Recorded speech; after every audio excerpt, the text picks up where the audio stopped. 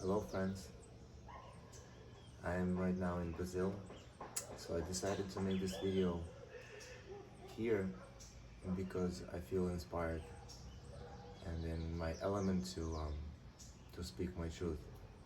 Lately in New York I've been feeling really blocked up with the city life and the fast-paced energies of the big city have been challenging to connect really too deeply to myself. So in light of keeping my promise and sharing my my life with you, my personal life, my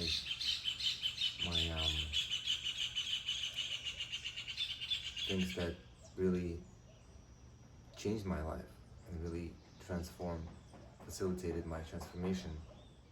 I'm going to share with you a practice that has really been an integral part of my transformation. So many of you know me, from back in the days where um, I used to party a lot, used to go out, used to be in the party scene in Brooklyn, and it was so fun. But that was in the past, and really the things that helped me change was first of all my yoga practice, which is the path to knowing yourself, and the powerful practice of plant medicine. And what I'm talking about is in particular the plant medicine of ayahuasca. This is an incredibly powerful uh, medicine. It's not definitely not for everybody, but for a person like me who had a lot of layers to shed, a lot of emotional trauma from my childhood, that was necessary. And um, and so I'm going to share with you what this medicine did for me, how it works, or as best I can explain, and maybe it'll help you resonate in your life. So I worked with this medicine for 10 years straight, and it was an intense 10 years where I had to really face all my shit, my fears, really ask a lot of questions. Is this true? Are these things in my life that I've been raised to believe, are they true? And I started digging deep. And how the medicine works is it really needs to, or it really breaks you down to the root, to um, to get those layers that programming that has been instilled into us by indoctrinated beliefs, religions, and all kinds of stuff, to really help you connect to yourself. So first, it really has to break you down to your roots, and the process is not easy. It's a slow process, and it's an ongoing process. But what it once that has happened, what what I what it did for me is it really helped me connect to my true calling, to what do I really want to do with my life, and you know um, so I worked with this medicine 10 years straight, and towards the end of those 10 years, the medicine, so to speak, stopped talking to me, or I stopped getting the messages. And the main message was, what are you doing here? Why are you coming back? And it's easy to get lost. In the work, it sometimes can become difficult to separate where is your mind and where is your heart. And I've seen and met a lot of people who have challenges in that and who do get lost. And I'm telling you this because I myself have gotten lost, and I worked through this process to understand, to feel to see the separation. Where is your ego coming into the play, or where you're tuning into intuition and your heart. And so when the medicine or my intuition was telling me that I need to start doing, that's what I did. And so the last 3 years, I've really been embodying the work, the teachings, and living my life, being myself, and realizing myself in all directions. And I'm really grateful for this. And another beautiful thing this medicine has done for me is it truly improved the relationships in my life, relationships with my friends, relationships with my wife, with my children, with my bosses, with people that I have to deal with. And I've met the most amazing people through the work. The most creative beings, the most open and loving beings. I have the best friends. I have the most amazing friends, and these are the people that I've met through this work. And so I'm really grateful for that. And the process is really powerful and scary. Well, because you have to face all your dark side. And you know, we are brought up in this society where we are not supposed to get in touch with our feelings. We're just supposed to be really strong and masculine. But the true work really lies in us being vulnerable and accepting and loving to ourselves. And if we can do that with ourselves, then we can do that with others. And so maybe I'll share with you.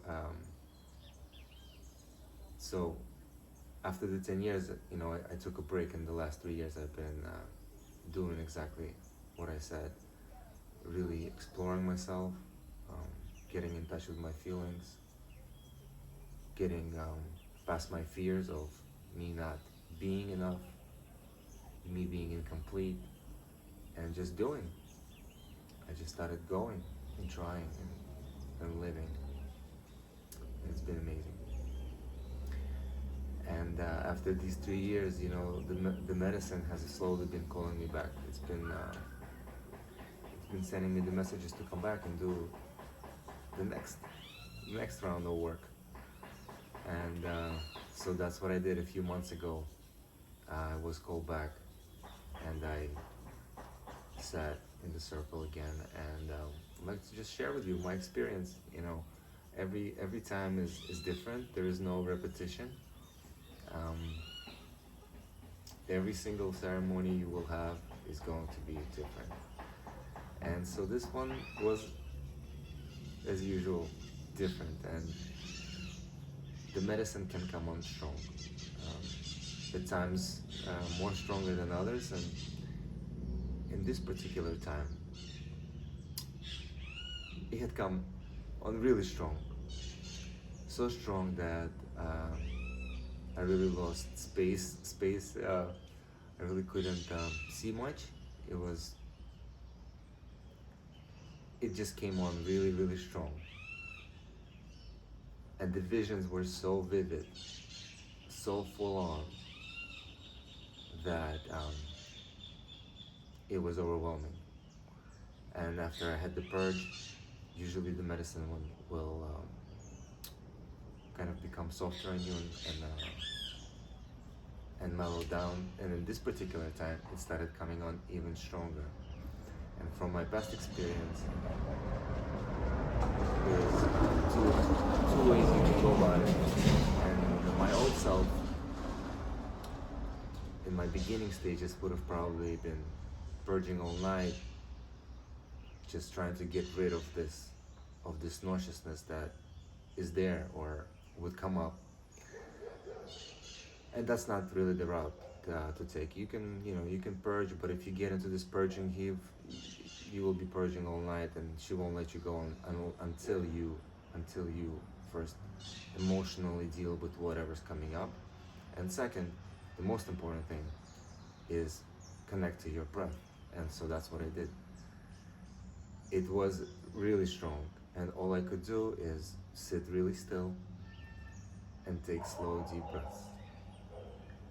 slow deep breaths, and I knew that any slight movements, any deviation from this practice, from being present with my breath, would throw me into that purging bonanza, never ending loop. And it took me about 45 minutes to an hour to just sit really still, connecting to my breath, for my nervous system to come down, for me to feel good, and it was of course amazing.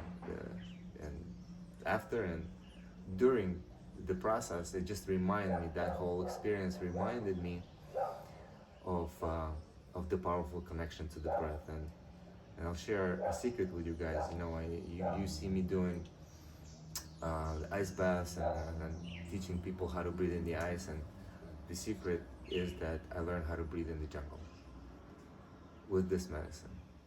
And it can get really intense, and unless you use your breath, unless you make friends with your breath, become really great friends with your breath, you'll be in trouble.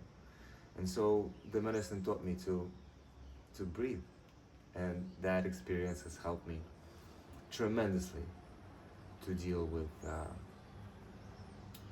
stress in my life, everyday stress, dealing with the stress in the ice, and of course it helped me a lot to transmit and teach other people how to do the same. You know, sometimes I share this at my workshops, and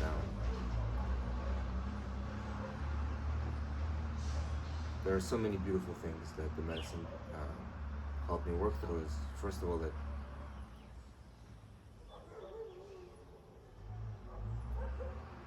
it really cleansed the people that are in my life. There was quite a few people that were vultures and the vampires, and those fell off quite easily. They disappeared, and that was a process. That took a few years at least, and then it took many years to really ask the question of God. Well, what is God?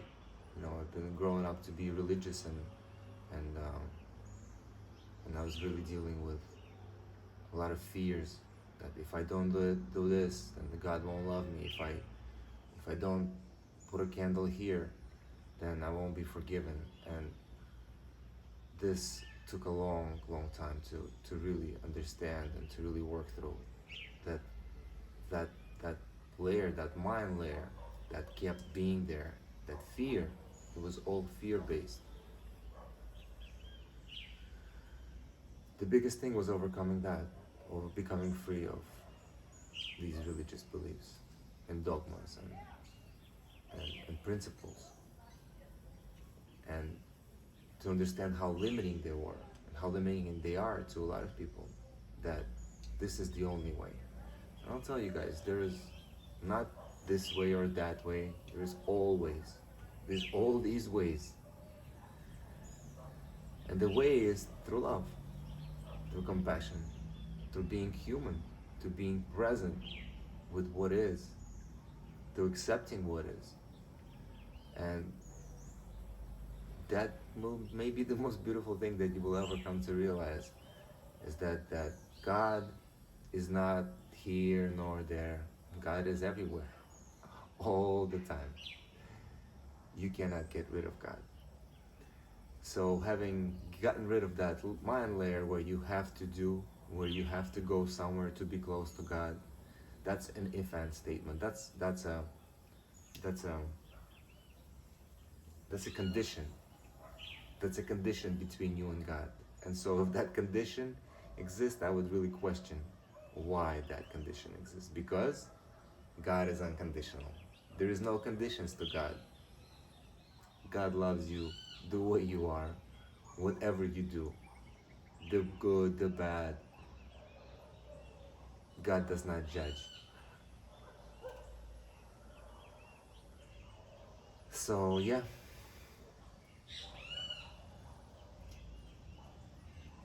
you know, having this outlook on life, being free from the mind layer, really allowed me to connect not only to myself deeply, but to others. Whoever you are, whatever your religion, it doesn't matter to me. You want to believe in this God, your culture, your religion, I'm compatible with all of it. I'm open to all of it. And the analogy I like to use is uh, for religion is imagine having, an old Windows 97 or Windows 3.1 operating system installed that's only compatible with these certain drivers, and it's not compatible with that operating system or those drivers, and getting rid of that operating system and installing an open source operating system that is compatible with all drivers, all applications, all programs. The only limitations are in our minds. They only exist in our thinking rational mind. Our heart and our love has no limitations. It's infinite. Our essence, who we really are, is infinite. We cannot die. In this body we are living, where we are experiencing this life, which is temporary, and that's the illusion, this life. But the essence of you and me is never gonna go anywhere. It's going back to the source and then coming back. The source, the God, the love is infinite.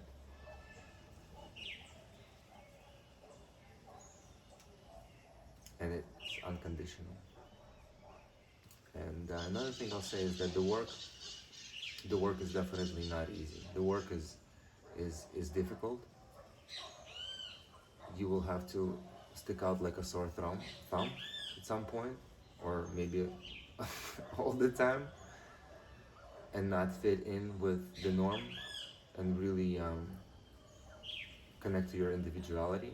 And that process is not easy by any means.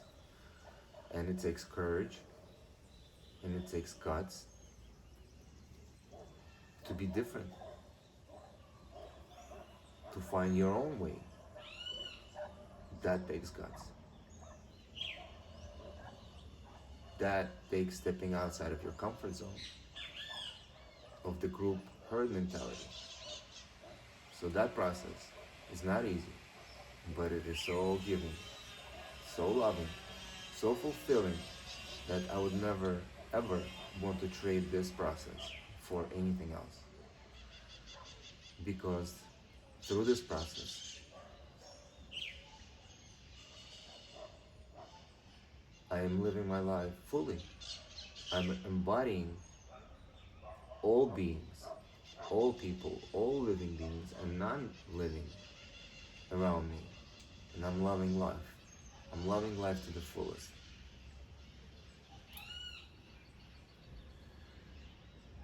Yes. When I started doing this work, it's really scary, because how do you know that you need help? How do you know that you're sick? How do you know that you have a virus?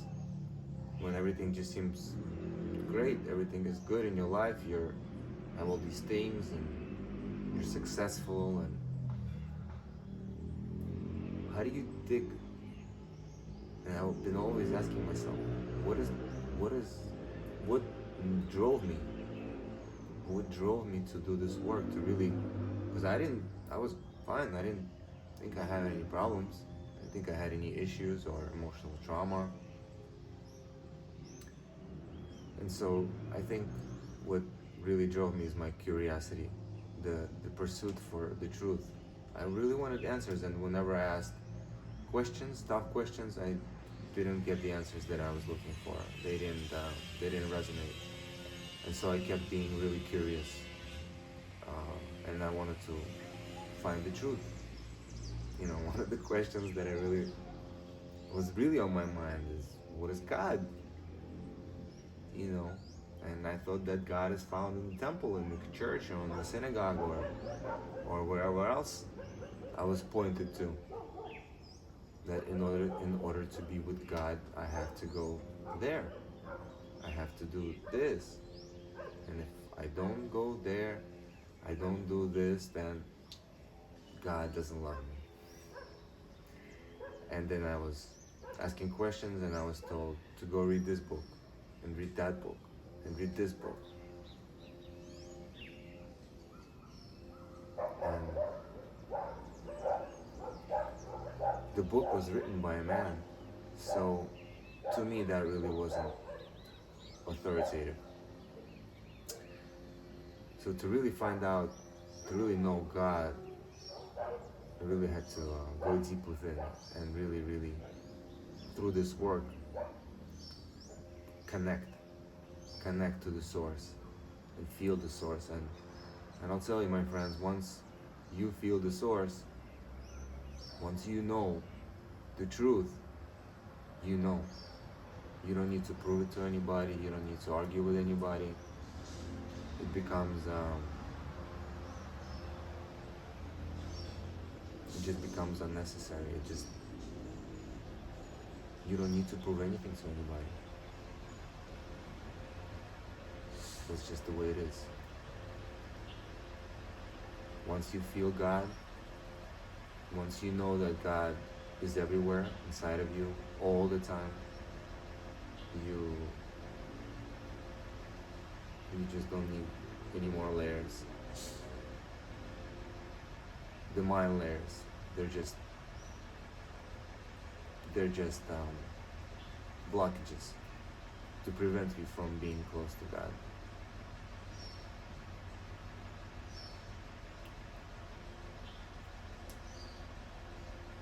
And really, God is in every breath you take. You know, breath, air is consciousness, it is chi, it is prana. We are breathing it all the time, but we're just unconscious of it. How unconscious the breath is, and that's the main thing that I share at any workshop that I give, or any person that comes through my door, or any personal client, is how important the breath is. It is the number one thing, it is the most important thing, to become aware of your breath, to bring the awareness to your breath, to feel your breath. And in that breath, in meditation, or in any moment in your day, in your life, at any moment, that connection to your breath is your connection to God, to the eternal, inevitable now, the present moment. That's where everything is. It's not in some book, it's not in some scripture, it's not in the temple. It is all here, right now. And the question is, can you be loving? Can you be human? Can you be accepting? That's God. To me, that's God. It took, for me, it wasn't easy to come out and speak publicly about it, but I feel it is time to really step out of my shell, to really live my truth with no fear. And I also mentioned that because I've been open about this work with some of my friends, well, most of my friends, all of my friends, and mentors, and teachers, and some yoga teachers who have really judged me for it. And in the process, I've lost some friends, I've lost people that were close to me, some mentors turned away from me, I've shunned away some family members who are not accepting of this type of work and are religious. And this is how it is. The process is not easy, and it took a long time to realize that my happiness is important. Not what other people think of me. What matters is what I think of me. Am I happy with myself? Am I really loving myself? Or am I judging myself? Am I not accepting myself? That process is powerful, and it's not easy. It is so simple, really. So simple. To be here, to be present, to feel, to acknowledge, to look a person in their eyes, to really be there with them, to feel their emotions and their feelings. I don't know if there's anything more powerful here on this earth in this physical body than to really connect with people on a deep level.